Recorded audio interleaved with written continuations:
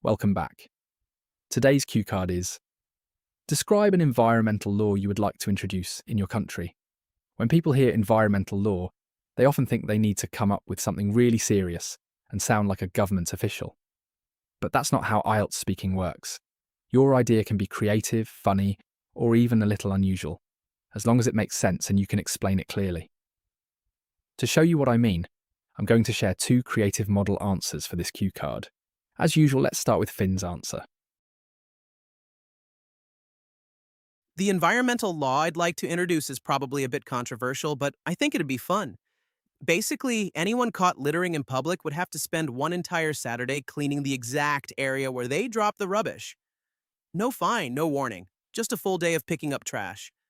I came up with this idea because I always see people throwing plastic bottles or food wrappers on the ground, especially after festivals or public events. What annoys me is that many people do it because they know someone else will clean up after them.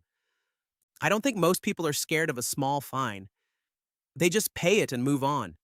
But imagine being forced to spend your Saturday collecting rubbish while everyone walks past you.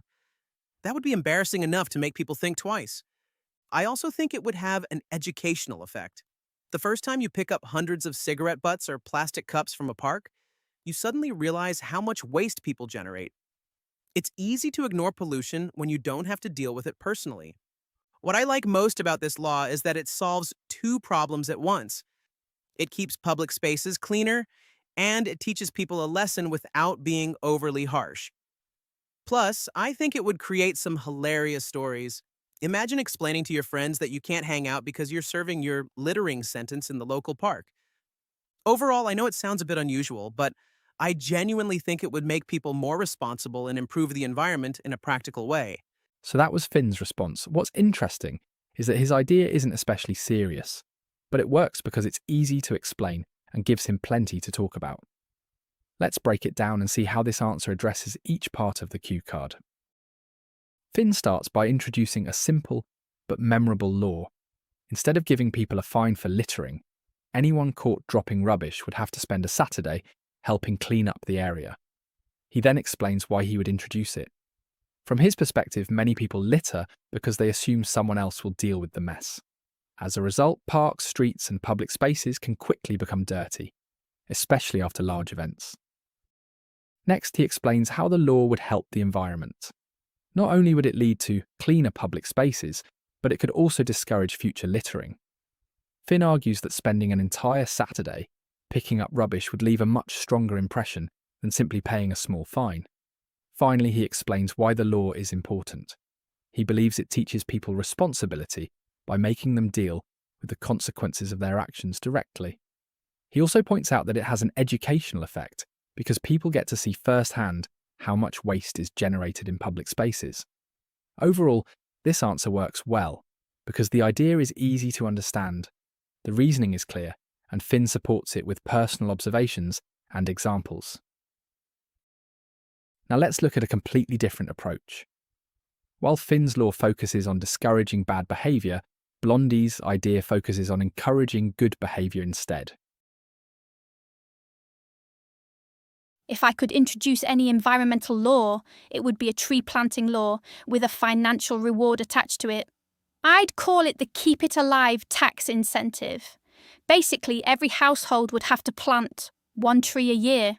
If they didn't have enough space, like people living in apartments, they could sponsor one through their local council instead. The interesting part is that you wouldn't get rewarded for simply planting the tree. If it's still alive after a year, you'd receive a tax deduction. If it survives another year, the deduction would increase. But if the tree dies, you lose the benefit and have to start over. I came up with this idea because I've noticed that people love the idea of helping the environment, but they don't always enjoy the maintenance that comes with it. Whenever there's a big tree planting event, everyone gets excited, takes a few photos, plants a sapling, and then moves on. Fast forward 6 months, and a lot of those trees are dead because nobody bothered to water them or look after them properly.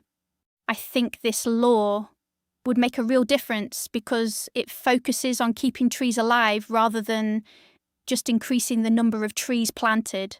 Over time, we'd have greener neighbourhoods, cleaner air, and more shade during the summer. It would also encourage people to think about environmental protection as a long-term responsibility rather than a one-day activity. What I like most, though, is that it uses human self-interest in a positive way. I know my dad pretty well, and if spending 5 minutes a week watering a tree could save him money on his taxes, that tree would become his pride and joy.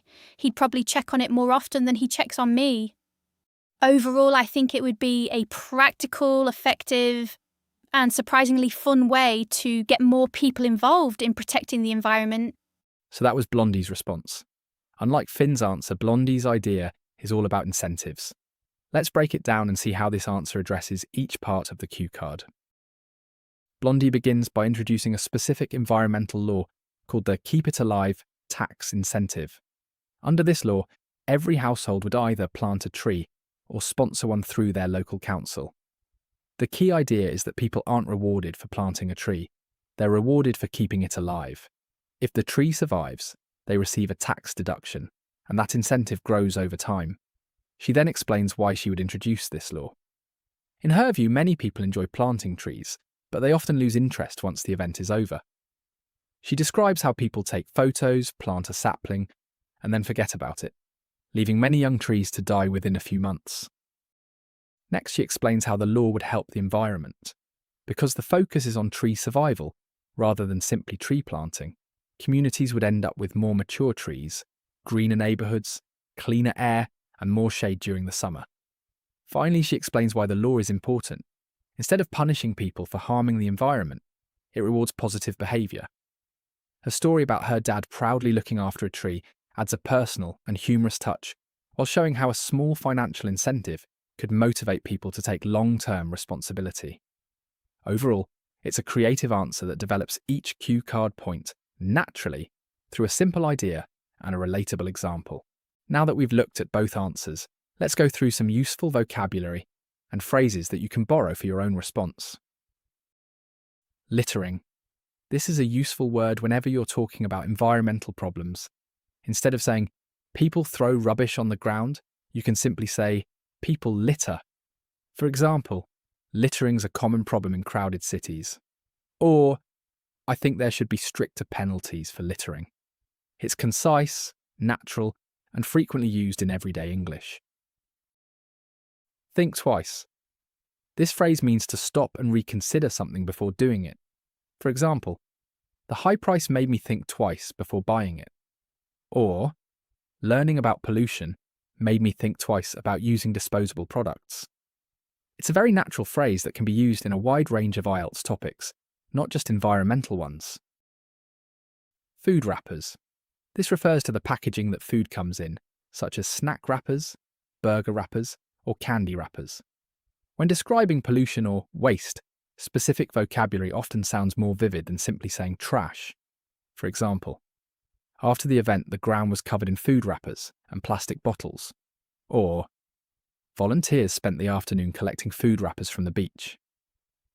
These small details can make your speaking more descriptive and engaging. Cigarette butts. A cigarette butt is the small piece that's left after someone finishes smoking. This phrase is often used when talking about litter and public cleanliness. For example, I was shocked by how many cigarette butts I saw in the park. Or, the cleanup team collected thousands of cigarette butts from the streets.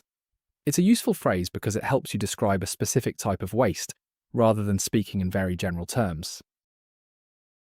Small fine. A fine is money you have to pay for breaking a rule or law, for example. People who litter could receive a small fine. Or, I don't think a small fine is enough to change people's behaviour. This phrase is especially useful when discussing rules, laws, or government policies. Sapling. A sapling is a young tree. For example, our school planted hundreds of saplings during an environmental campaign.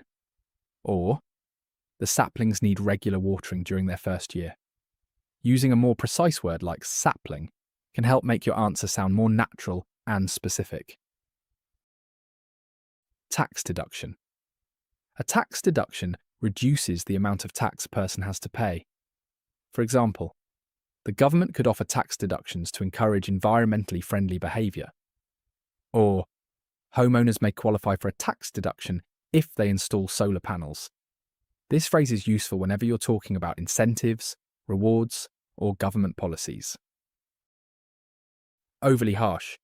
This phrase means too strict or more severe than necessary. For example, some people felt the punishment was overly harsh. Or, schools should have rules, but they shouldn't be overly harsh. This is a useful expression when discussing laws, rules, parenting, education, or social issues. And those are some useful words and phrases you can use when talking about environmental topics. The key takeaway from today's lesson is that you don't need to come up with a perfect environmental law. What matters is having an idea that's easy to explain and gives you something interesting to talk about. If you'd like more practice, extra lessons, and exclusive content, consider becoming a member. Keep practicing, and I'll see you in the next one.